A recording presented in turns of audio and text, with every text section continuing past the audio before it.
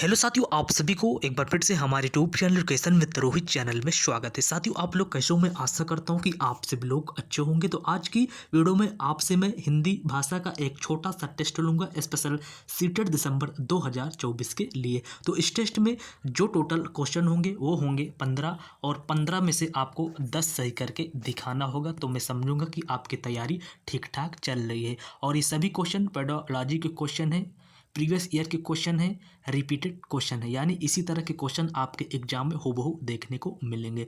मैंने इस टेस्ट में गद्यांश और काव्यांश के क्वेश्चन को नहीं लिया हूं, क्योंकि वो जब तक आप प्रैक्टिस नहीं करेंगे आपका वो सही नहीं होगा। और जो पेडोलॉजी के क्वेश्चन आते हैं वो बहुत ही सिंपल आते हैं। तो चलिए हम इस टेस्ट को स्टार्ट करते हैं। तो पहला क्वेश्चन आपके सामने स्क्रीन पर है। कक्षा 8 की अध्यापक भाषा शिक्षण के दौरान शिक्षार्थियों को व्याकरण और शब्द भंडार की आपसी संबंधता के बारे में बताती है, वह किस विधि का अनुसरण कर रही है? तो आपको बताना होगा।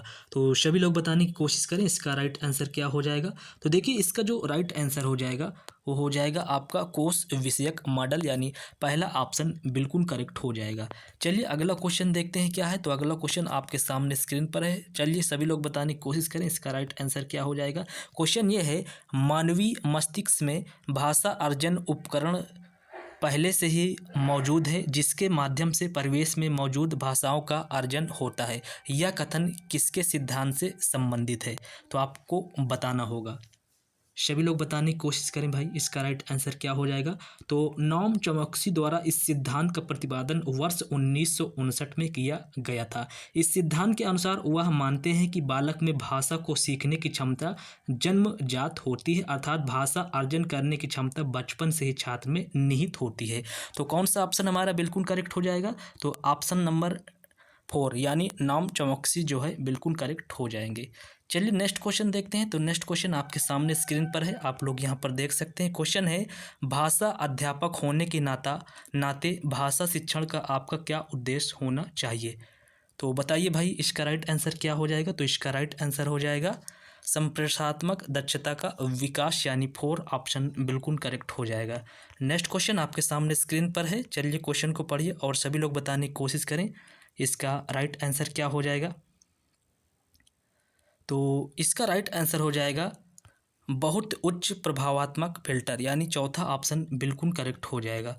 नेक्स्ट क्वेश्चन आपके सामने स्क्रीन पर है, आप लोग यहाँ पर देख सकते हैं। क्वेश्चन को ध्यान से पढ़िए और सभी लोग बताने की कोशिश करें। तो क्वेश्चन है, भाषा के अंतःक्रियात्मक सिद्धांत के बारे में विषम असमान की आपको पहचान करना है। 1 2 3 4 अर्थ अभिव्यक्ति के लिए भाषा संसाधन, भाषा विभिन्न संप्रेषणात्मक कार्यों के अभिव्यक्ति के साधन है, और भाषा अंतःवैयक्तिक और सामाजिक अंतःक्रिया का साधन है, भाषा समाज में स्तर बनाने का साधन है।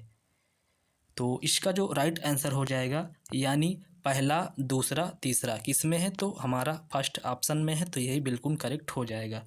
नेक्स्ट क्वेश्चन क्या है? तो नेक्स्ट क्वेश्चन आपके सामने स्क्रीन पर है, आप लोग यहाँ पर देख सकते हैं। क्वेश्चन है, सकारात्मक अंतर निर्भरता, समूह रचना, व्यक्तिगत जवाबदेही और सामाजिक कौशल किसके आधारभूत तत्व हैं?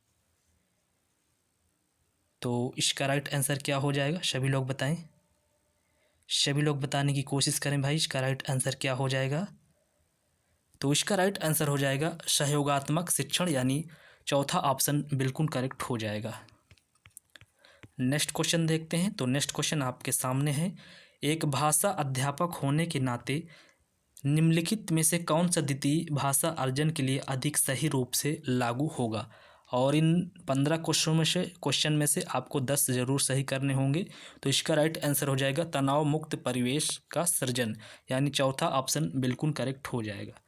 चलिए अगला क्वेश्चन देखते हैं क्या है। तो अगला क्वेश्चन आपके सामने स्क्रीन पर है, भाषा अध्यापक के नाते आपको वस्तुनिष्ठता के साथ विद्यार्थियों का आकलन करना है, आपके लिए कौन सा सहायक है? लिखित परीक्षाएं, प्रदत्त कार्य, निबंध लेखन, रूब्रिक। तो इसका राइट आंसर हो जाएगा रूब्रिक, चौथा ऑप्शन बिल्कुल करेक्ट हो जाएगा। चलिए नेक्स्ट क्वेश्चन देखते हैं क्या है। तो नेक्स्ट क्वेश्चन है, एक अध्यापक एक ही समय पर सभी मानकों का प्रयोग करते हुए विद्यार्थियों द्वारा किए गए कार्यों की समग्र गुणवत्ता का आकलन करना चाहता है उस अध्यापक के लिए कौन से रूब्रिक अधिक सहायक होंगे? तो इसका राइट आंसर हो जाएगा समग्रतावादी, यानी दूसरा ऑप्शन बिल्कुल करेक्ट हो जाएगा। चलिए अगला क्वेश्चन देखते हैं क्या है। तो अगला क्वेश्चन आपके सामने स्क्रीन पर है। समग्र भौतिक प्रतिक्रिया के बारे में कथनों को ध्यान में रखें। तो ए क्या दिया गया है, गत्यात्मक गतिविधि के साथ मौखिक अभ्यास से सफल प्रत्यास्मरण की संभावनाएं बढ़ जाती है।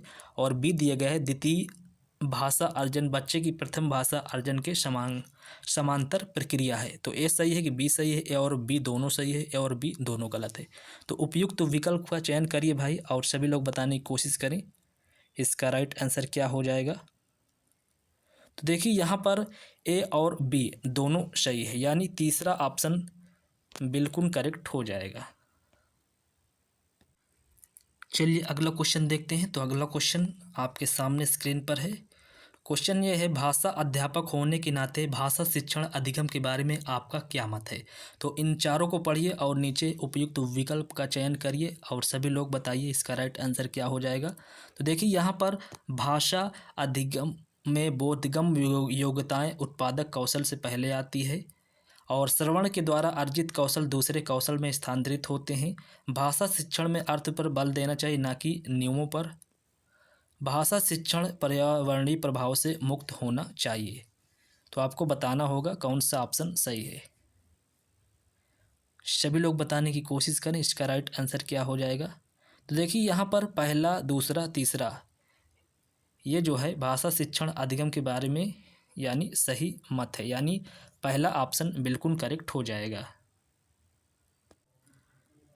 चलिए नेक्स्ट क्वेश्चन देखते हैं क्या है। तो नेक्स्ट क्वेश्चन आपके सामने स्क्रीन पर है, आप लोग यहाँ पर देख सकते हैं। क्वेश्चन है, निम्नलिखित में से कौन सा भाषा शिक्षण के लिए बोध और भौतिक क्रियाओं के प्रयोग पर बल देता है? तो इसका राइट आंसर हो जाएगा समग्र भौतिक प्रतिक्रिया, यानी दूसरा ऑप्शन बिल्कुल करेक्ट हो जाएगा। नेक्स्ट क्वेश्चन आपके सामने स्क्रीन पर है, आप लोग यहाँ पर देख सकते हैं। एक अध्यापक क्रिया का परिचय देने के लिए विद्यार्थियों को निम्नलिखित क्रियाएं करने के लिए कहती है। तो अपने हाथ धोकर आइए, अपना चेहरा धोकर आइए, अपने बाल संवारिए। अध्यापिका किसका अनुसरण कर रही है? परामर्श कोर्स, कार्य आधारित भाषा शिक्षण, विषय वस्तु आधारित भाषा शिक्षण, समग्र भौतिक प्रतिक्रिया। तो आपको बताना होगा। तो बताइए भाई इसका राइट आंसर क्या हो जाएगा। सभी लोग बताने की कोशिश करें।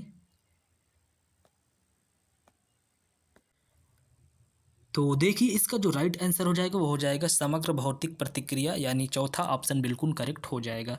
नेक्स्ट क्वेश्चन आपके सामने है, चलिए देखते हैं क्या है। तो नेक्स्ट क्वेश्चन है, एक अध्यापक विद्यार्थियों को अपने काम की योजना बनाने और साथ साथ आकलन करने के लिए प्रदत्त कार्य की शुरुआत में ही विभिन्न प्रकार के रूब्रिक से परिचित करवाती है। उन रूब्रिकों की पहचान करें।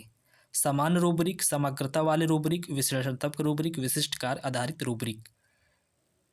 तो आपको बताना होगा इसका राइट आंसर क्या हो जाएगा। तो इसका राइट आंसर हो जाएगा समान रूब्रिक, यानी पहला ही ऑप्शन बिल्कुल करेक्ट हो जाएगा। चलिए अगला क्वेश्चन देखते हैं क्या है। तो अगला क्वेश्चन है, ये लास्ट क्वेश्चन होगा इस टेस्ट का, तो आप सभी लोग बताने की कोशिश करें, इसका जवाब कमेंट बॉक्स में छाप दें। तो क्वेश्चन ये है, कक्षा 8 में बेरोजगारी पर चर्चा चल रही है, यानी किस पर? बेरोजगारी पर चर्चा चल रही है। सभी विद्यार्थी सभी तरह से भाग ले रहे हैं। अध्यापिका विद्यार्थियों की सहभागिता का अवलोकन कर रही है और जब भी कोई विद्यार्थी अटकता है तो उसे संकेत देता है। यहाँ अध्यापक क्या कर रही है? तो क्या कह रहा है कि जब भी विद्यार्थी अटकता है तो उसे संकेत दिया जाता है। तो अध्यापक यहाँ क्या कर रहा है? विद्यार्थियों को प्रोत्साहित कर रही है, विद्यार्थियों को प्रेरित कर रही है, कि विद्यार्थियों किसी ओर ढाल रही है, विद्यार्थियों को मदद दे रही है।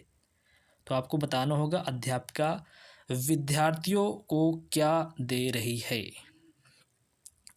तो इसका राइट आंसर हो जाएगा विद्यार्थियों को मदद दे रही है। यहाँ पर दिया गया है ना कि विद्यार्थी जब अटकता है तो उसे संकेत दिया जाता है अध्यापिका के द्वारा। तो यहाँ पर हमारा 4 ऑप्शन बिल्कुल करेक्ट हो जाएगा। तो साथियों ये रहे आपके सामने हिंदी पेडोलॉजी के टॉप 15 क्वेश्चन। इन 15 क्वेश्चनों में से आपके कितने क्वेश्चन सही हुए हैं? आप लोग अपना रियल स्कोर कमेंट बॉक्स में मुझे ज़रूर बताइएगा। और इसी तरह की प्रीवियस ईयर की क्लास यानी टेस्ट फॉर्मेट में देखने के लिए आप लोग चैनल को सब्सक्राइब ज़रूर कर लें, क्योंकि जितने भी क्वेश्चन आते हैं सीटेट में सभी प्रीवियस ईयर से ही आते हैं। क्या होता है कि आप सभी को पता है कि कई सालों से सीटेट उसी सेम सिलेबस सेम पैटर्न पर एग्ज़ाम ले रहा है, तो कितने नए क्वेश्चन बनेंगे, सब सेम वही प्रीवियस ईयर से क्वेश्चन उठाए जाते हैं। तो आप लोगों के लिए अगर सीटेट पास होना चाहते हैं तो आप लोग प्रीवियस ईयर क्वेश्चन ज़्यादा से ज़्यादा सॉल्व करें। तो चलिए मिलते हैं नेक्स्ट वीडियो पर, तब तक के लिए थैंक यू सो मच।